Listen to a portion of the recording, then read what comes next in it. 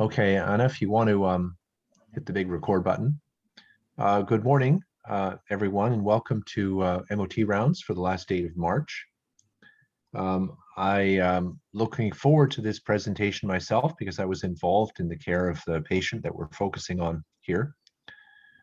Today's topic is on checkpoint inhibitors in solid organ transplant recipients. Presenting is one of our transplant hepatology fellows, Ahsan Syed. Most of you know him, of course. He's been with us now for the better part of a year.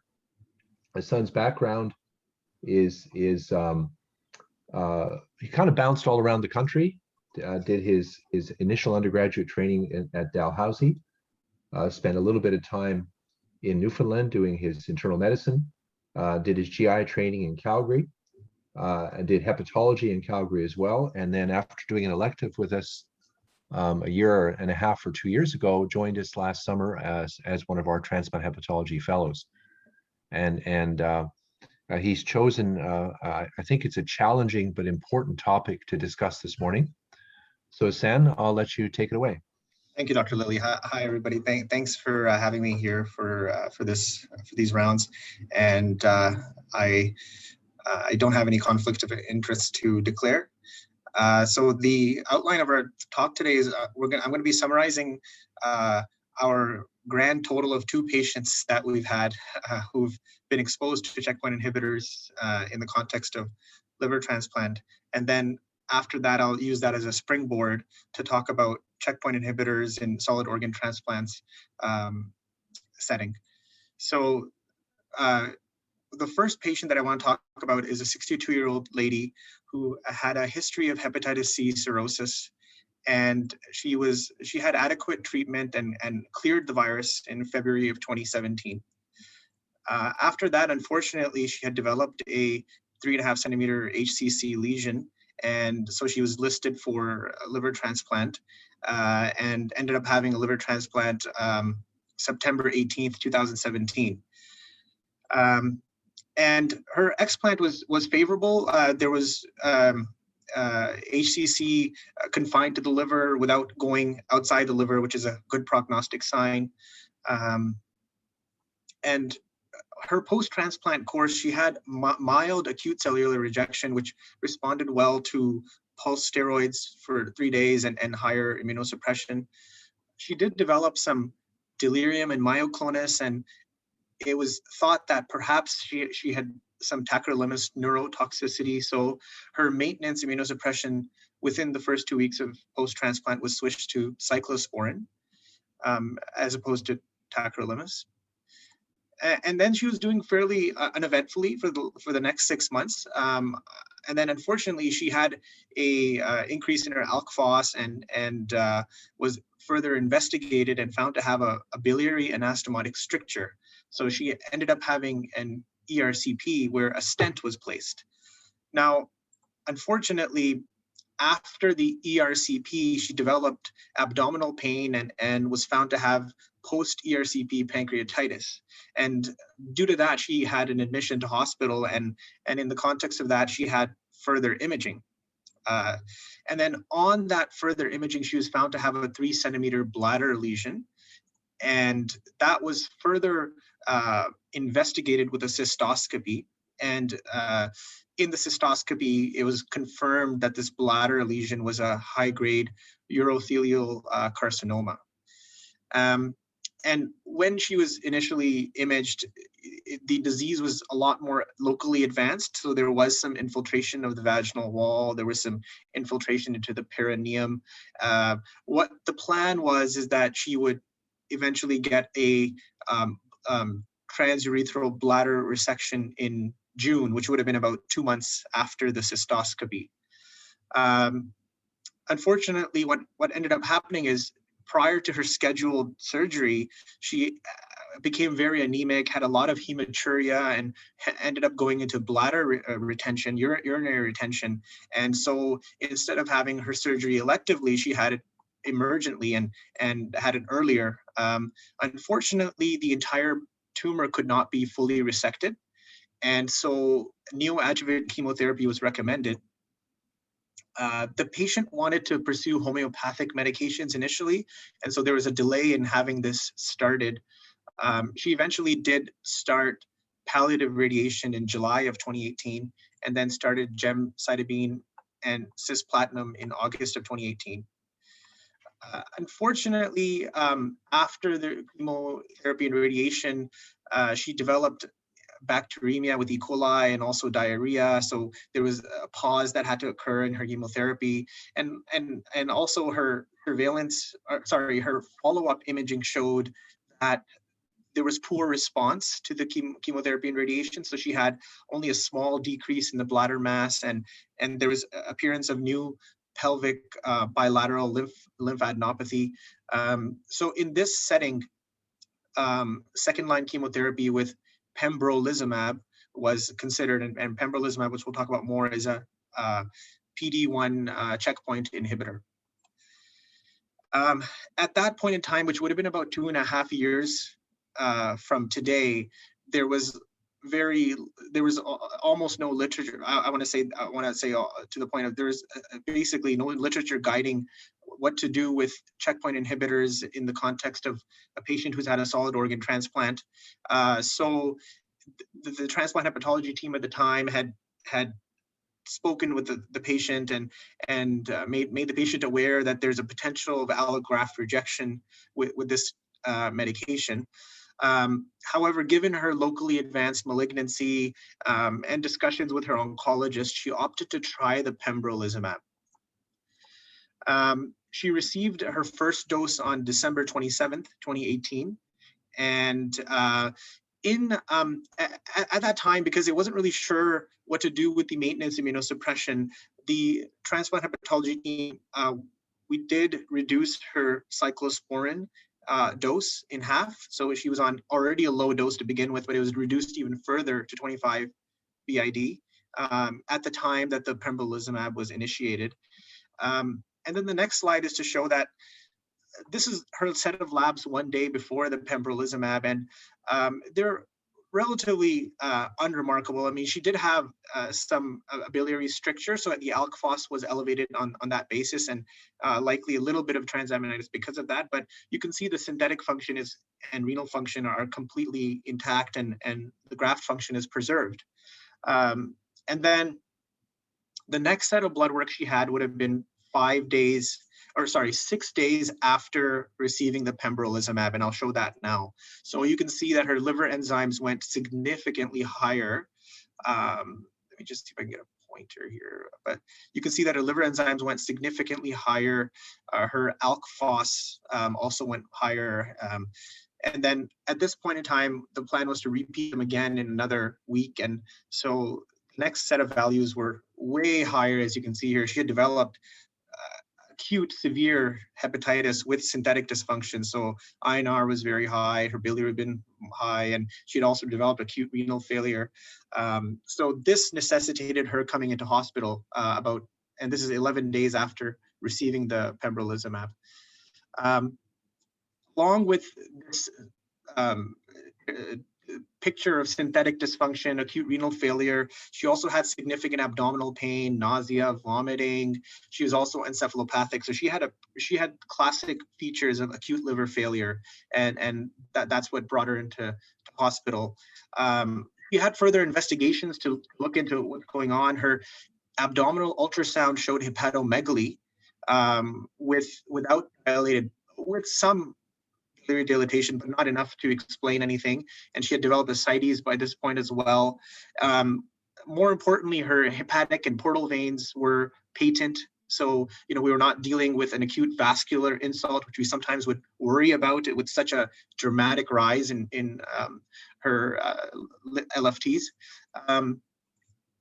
She did have a liver biopsy, which showed that she had severe necroinflammation in the lobules with the zone 3 accentuation and mild portal inflammation. There wasn't any interface hepatitis or fibrosis. It was all a very acute injury. And so it was consistent to be consistent with an immune-mediated hepatitis from the pembrolizumab. And of note, I mentioned that it did not have any classic features of T-cell mediated rejection, which is what we would sometimes worry about or see. So in the context for hospitalization, she had further immune stains done on the biopsy specimen, and CMV and HSV were negative. When she was brought into hospital, she was given a pulse dose of steroids time for 1 day and put on N-acetylcysteine. Subsequent to that, she was put on a lower dose of steroids of methylpred at 40 milligrams daily. Then next slide, I'm going to show basically the trend. So this is, as you could see, there wasn't, first couple of days in hospital, there wasn't a dramatic improvement.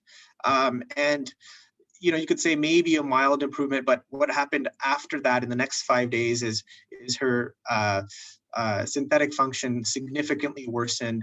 Her INR went as high as 5.5. Her renal injury did not recover, and she continued to have high-grade encephalopathy, multi-organ failure, and eventually by day 6 or 7 of hospitalization, care was withdrawn, and she was deceased 6 days or 7 days after being hospitalized, and 18 days after exposure to the pembrolizumab.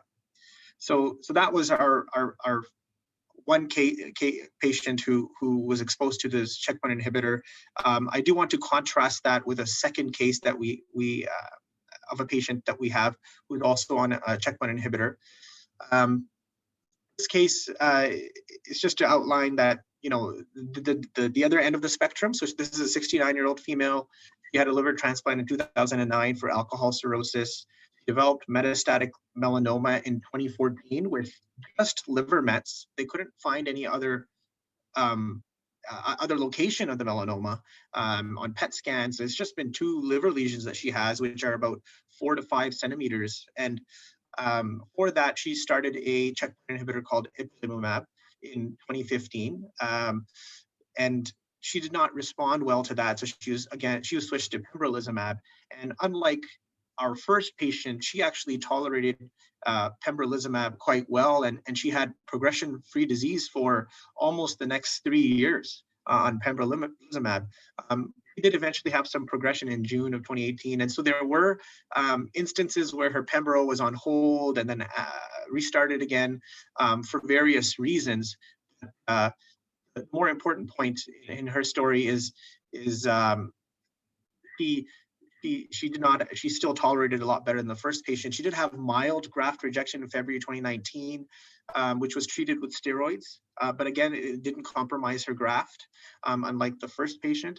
And she's recently, over the last year, she's been back on pembrolizumab. She did get on even combination checkpoint inhibitors last fall, and her graft tolerated that as well. More recently, this last month, she's developed bullous pemphigoid, and so she's on steroids and a higher dose of MMF, and her checkpoint inhibitor is again on hold. She awaits a PET scan next week. I think the main highlight of her case for our purposes is that her graft function is excellent, and she had a liver biopsy done this month, and it did not show any rejection, and she's been on checkpoint inhibitor therapy now for about 6 years or so. So with that kind of preamble, kind of brings us to the topic of our discussion, and so it's about checkpoint inhibitors, and I always remember the very rather simplistic way of thinking about these medications is that they remove the brakes of the adaptive immune system, and they allow for T-cell mediated destruction of tumor cells.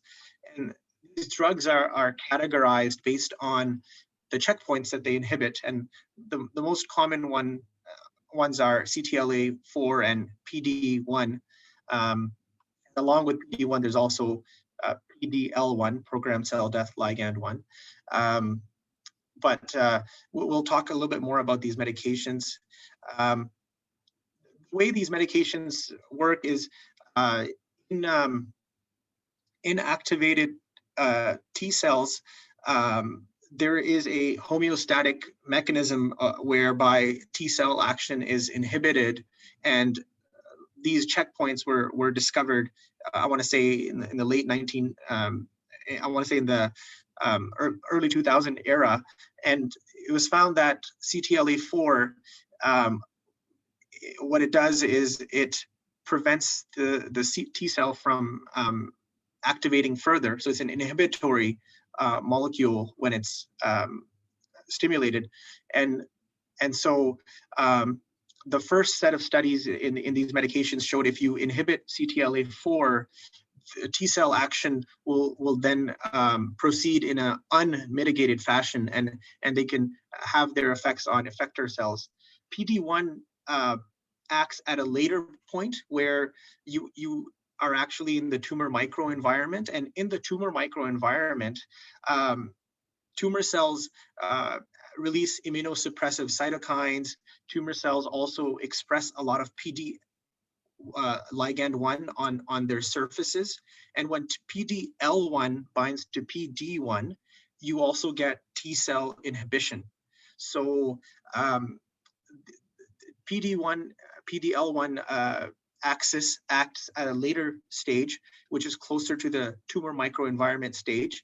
And if you inhibit that binding of PD1 to PDL1, you can also allow the T cell to continue doing its action and not be inhibited.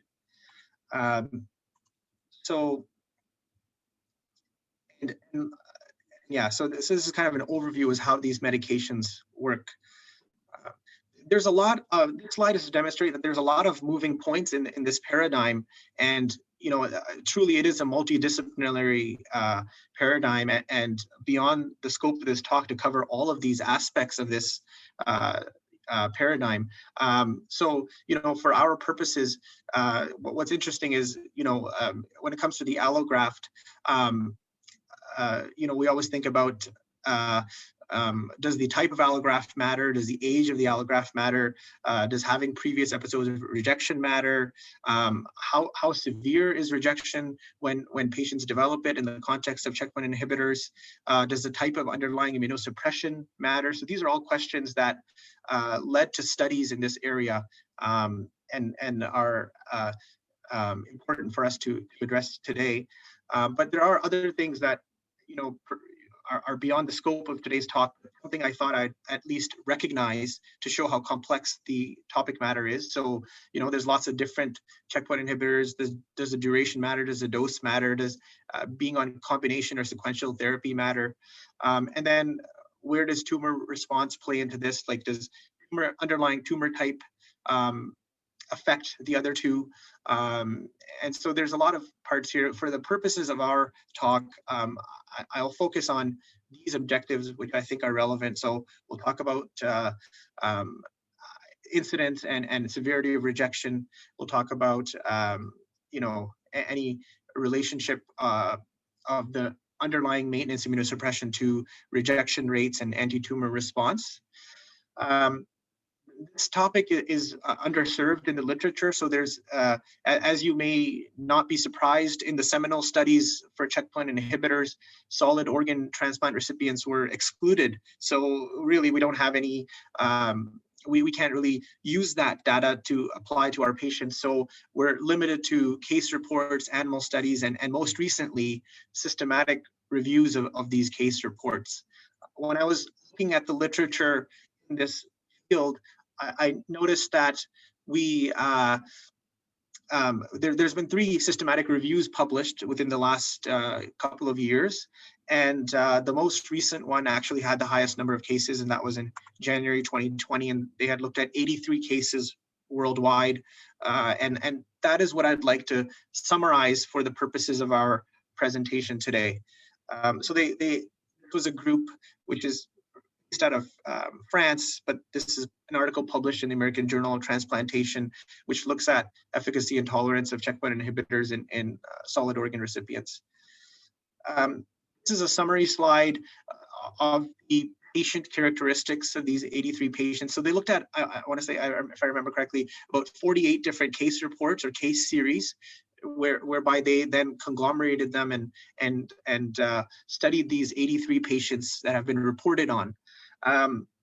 As you can see here, that the majority of the patients were male, and the majority of the patients were actually had underlying kidney transplants, so about 64%, 29% had liver transplants, and there was a small proportion of patients who had a heart transplant. Unfortunately, I could not find any case reports of lung transplant patients in the literature who have been treated with checkpoint inhibitors. And the underlying tumor type was predominantly melanoma. There was some HCC, there was some squamous cell carcinoma, but the majority of cases was melanoma.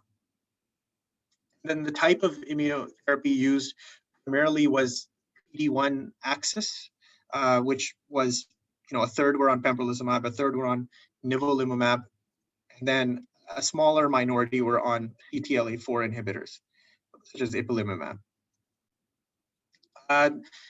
Slide, what I wanted to highlight on this slide is again, because I imagine a lot of transplant physicians who were managing these patients, not knowing what the right thing to do is, a lot of the time there was a modification of immunosuppression performed prior to the initiation of the checkpoint inhibitor, and in this case, in this review, they deemed any modification to the immunosuppression in the 3 months before the checkpoint inhibitor was started, they counted that as a modification, and so you could see that a lot of patients did have their immunosuppressive therapy modified prior to the checkpoint inhibitor initiation.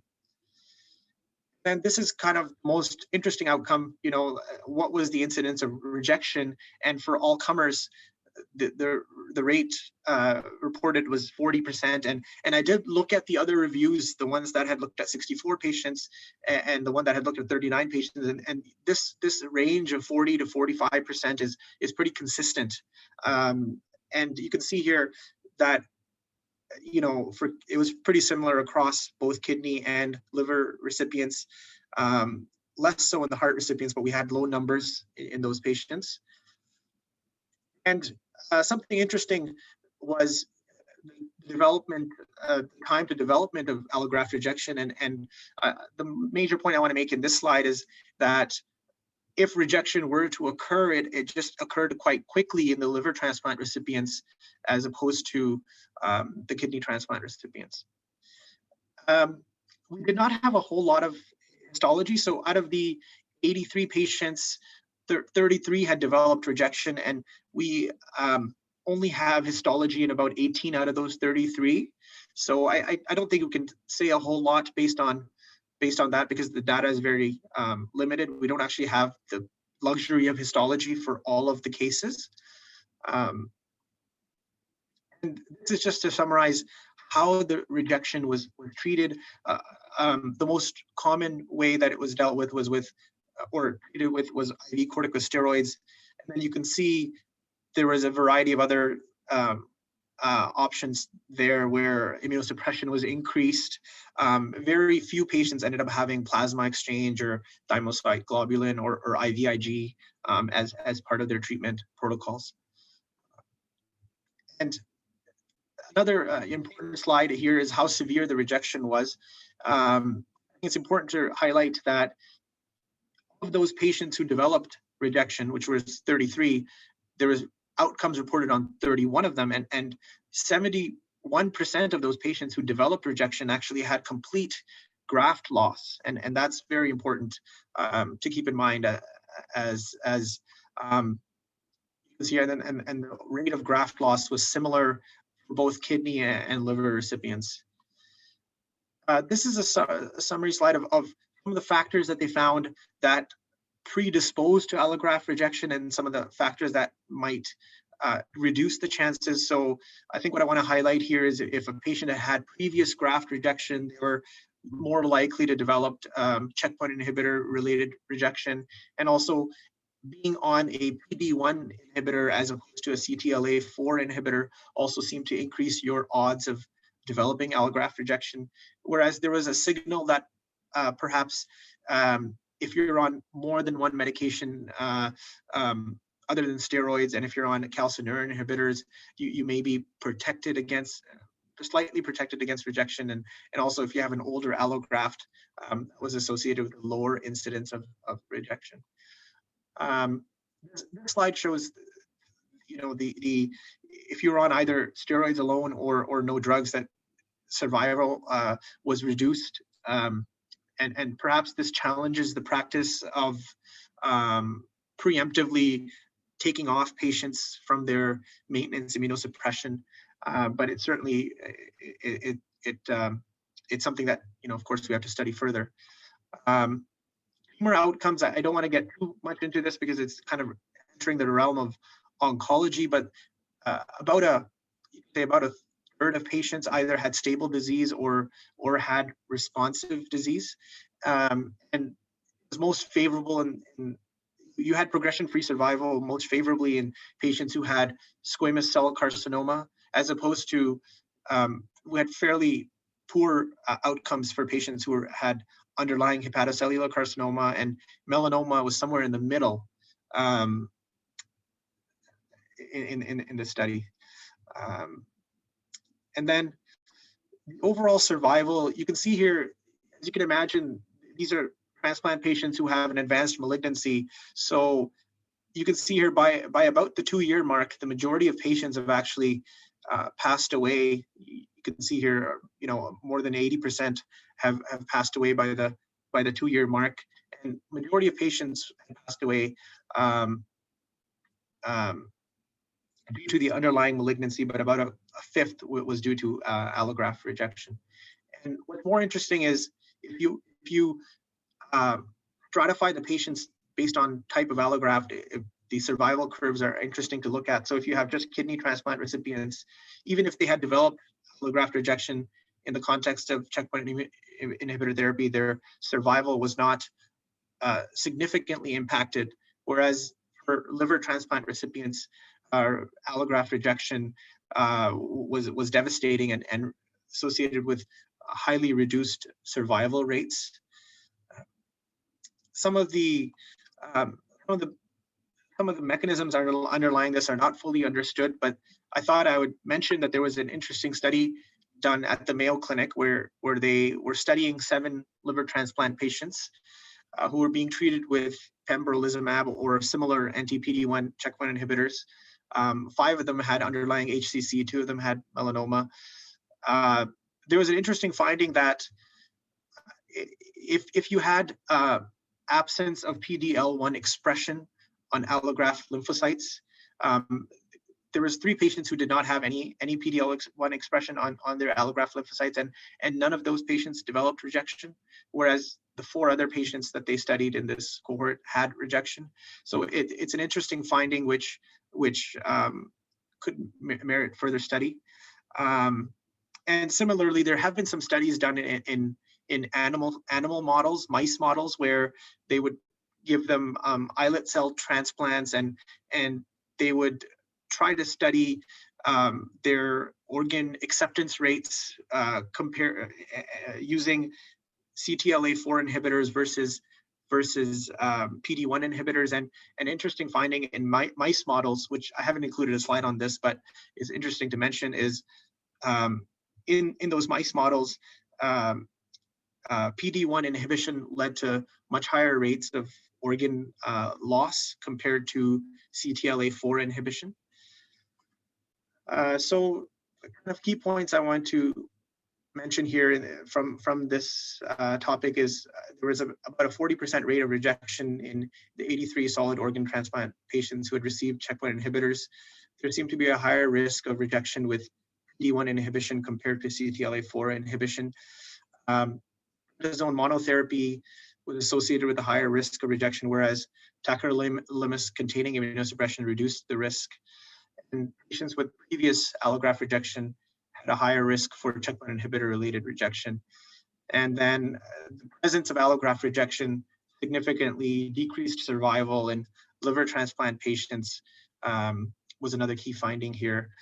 And then these are my references I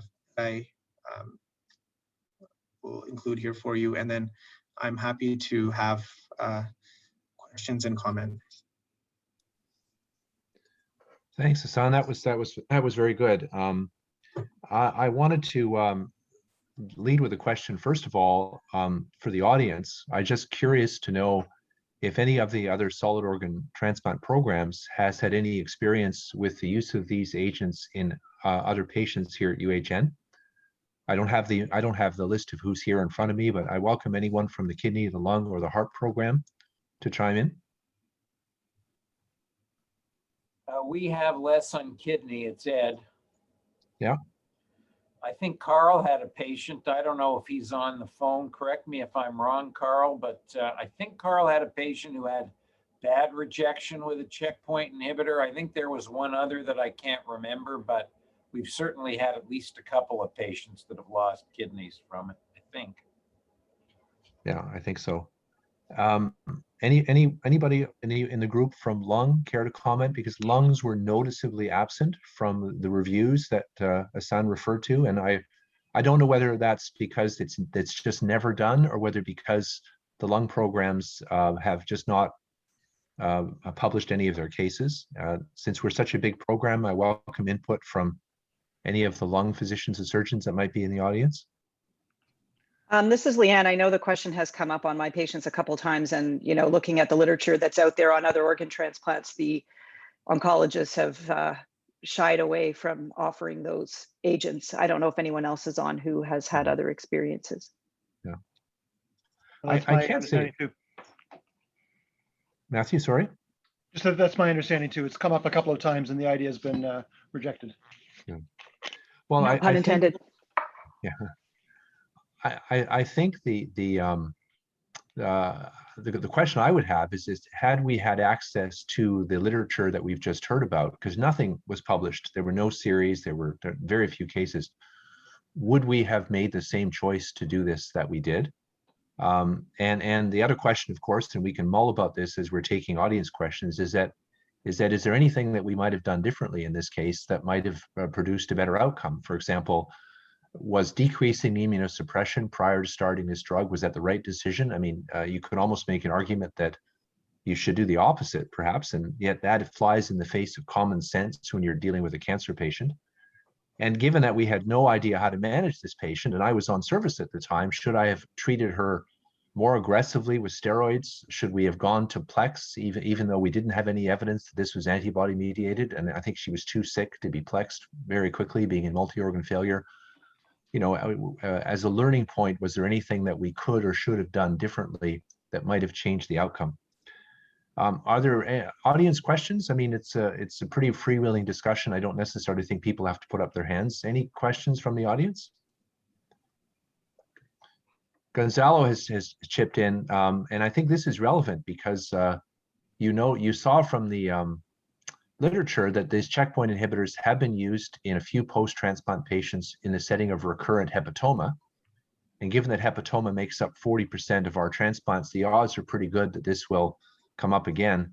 Are checkpoint inhibitors reasonable to use in the pre or non-transplant setting, even though they seem challenging to use post-transplant? And I don't know yet, Gonzalo, you're welcome to comment if you're aware of any experience in the city of using these drugs as part of a trial in the pre or non-transplant setting. I know it comes up at rounds. I know. Can you hear me? Yeah, we can hear you. Yeah.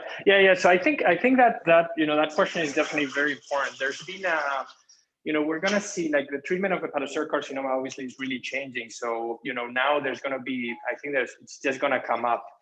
There's going to be patients that are going to be treated with checkpoint inhibitors, either as a downstaging mechanism or as a bridging option. And I don't think we've had any case here, but there was a paper just published in American Journal of Transplant of 10 patients or 8 patients at Sinai, New York, that were treated with checkpoint inhibitors kind of as a bridge to liver transplant for hepatocellular carcinoma with no rejections, post-transplant. And they all had a washout period of around 4 to 6 weeks pre-transplant. Mm-hmm. We're actually working on a trial to do that, on a trial basis. And we're working on a survey. We're doing an AST survey. And there's actually a lot of people that have done this quite safely. So I think that scenario is probably different. But again, lots to learn in that arena. Yeah. Coleman, you have your hand up?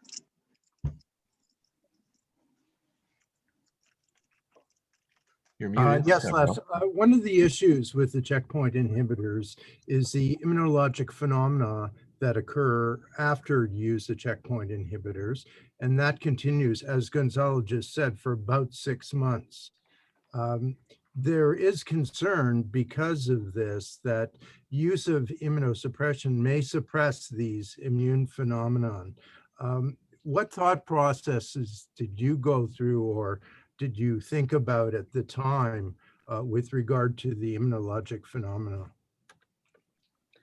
I must admit, although I was on service when the patient was admitted, I wasn't managing her primarily. I don't remember to whom she belonged, and I don't remember this being discussed like at any sort of a formal round. Nazia, was this your patient prior to her her treatment? I can't remember. Yes, she was my patient, and obviously, you know, this was our patient number one. She had this cancer that was growing for a long time, and she refused receiving any chemotherapy. So it was a very challenging patient. And then she ultimately accepted to meet with the team from PMH and start treatment. And that treatment was offered to her. And she came to the clinic with the papers and some literature that was given to her by the oncologist. And for us, it was a new avenue. I never had any patient, and I told her we have no data to compare. We have no experience on that. And personally, I was not quite keen about this, but she was knowledgeable, and she absolutely wanted to try that because that was her own last chance for treatment, and it was well documented that we had no prior experience, not much data, and she, despite that, wanted to go ahead, and ultimately it was her decision. But you know, Coleman, that was so many years ago, and again, it's not like we had the experience or there was anything really in the literature that we could compare to. We did have the one other patient who had actually done quite well. So if we'd had it, if the only experience we'd had actually had a reasonable outcome, my patient that's still on or is about to resume these, and she's now into her 5th or 6th year. But I mean, she was further out from her transplant, different disease, melanoma rather than urothelial cancer. And on a sirolimus mycophenolate combination rather than on cyclosporin monotherapy. And you can't make much out of one case versus another, but the contexts were obviously quite different. So, Blaine?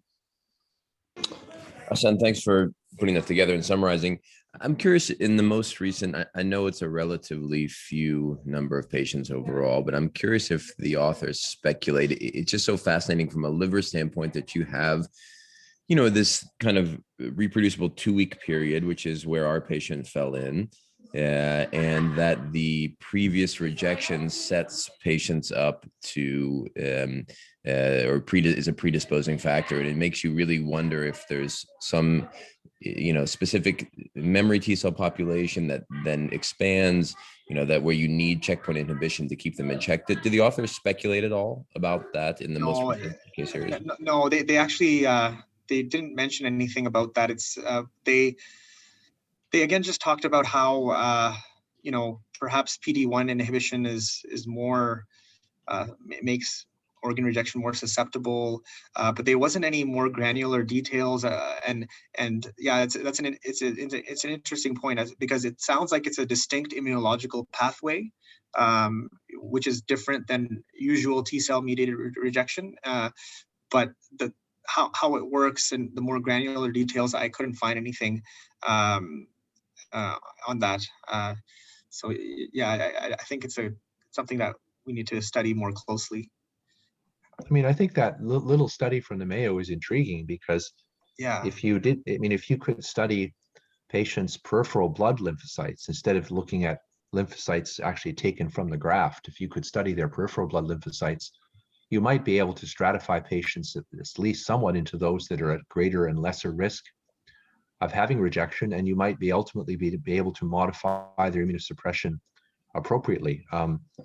It's really hard to know. It's a very delicate balance, because generally speaking, all of us try to minimize immunotherapy in patients with malignancy. And yet we're sort of suggesting that in some of these patients, you actually might need to augment it prior to starting them on an agent like this. It's important to comment as well, this patient also had a history of significant infections, and she had some but not significant pre-existing graft injury, and whether those factors were significant or not, I think in this case, it's difficult to say. Shahid? Yeah, sorry, I might have missed it, but Hassan, in your review, like in oncology, some of these checkpoint inhibitors like nivolumab and others have been associated with MAC infection and others. But in your review, did you find in SOT patients there's also increased risk of infections? No, there's nothing. Yeah, there wasn't anything that they reported. You know, there was one slide which I had, but I had removed it before starting the presentation. But it had summarized the immune-related adverse events, and I think the overall adverse events was about 15%, but it was a conglomeration of things. Like some patients had developed dermatitis, some patients had developed some diarrhea or GI upset, but I don't remember seeing anything about infections, and certainly nothing about an infection that led to stopping the immunotherapy or something that led to a mortality or morbidity. There was just nothing really published. But again, you know, it was like 48 different case reports, case series, and so, you know, it's just there wasn't any clear signal for infectious risk. You know, I saw an interesting paper on COVID in patients on checkpoint inhibitors, and the concern there is that they would have a even worse hyperinflammatory response to COVID than patients not on checkpoint inhibitors. And it didn't actually seem to be the case. So I wonder if there's like, just because you're inhibiting one of these checkpoint inhibitors, there's a whole bunch of different pathways that are controlling this hyperinflammatory response. Yeah, I mean, we've speculated about whether transplant patients, because they're immunosuppressed, might actually be less prone to that hyperinflammatory response. Yet their outcomes are clearly still quite poor. So it remains an unanswered question, I think, in our patient population. I mean, I guess the issue for us, I mean, this is going to come up again as our patients get older, as they survive longer, and as the number of comorbidities in patients continues to increase. It's inevitable that we're going to be asked again to consider the use of these drugs. And that was my question to myself, is that if this came up in another one of our patients this year, what would we do differently, besides being able to inform the patient a little bit better based on the fact that there's literature now, which there wasn't 2 or 3 years ago? What would we do differently? The